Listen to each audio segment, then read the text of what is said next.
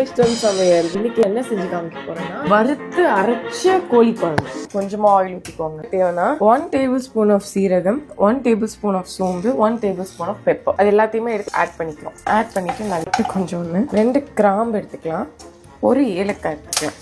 இப்போ வந்து கோகனட் இருக்குல்ல, அதை மிக்ஸ் பண்ணிக்கலாம். இதுலயேவா? மல்லித்தூள் 1 tablespoon போட்டுக்கோங்க போறோம். மஞ்சத்தூள் இருக்குல்ல கொஞ்சமா எடுத்துட்டு ரொம்ப கம்மியா போட்டு எடுத்து நம்ம என்ன பண்ணிக்கிறோம்னா ஒரு பிளேட் ஷிஃப்ட் பண்ணிக்கிறோம். கடலை எண்ணெய் ஊத்திக்கலாம். நீங்க வந்து வெஜிடபிள் ஆயில் கூட ஊத்திக்கலாம். காஞ்சிச்சு. சோ ஆனியன்ஸ் போடுறோம்.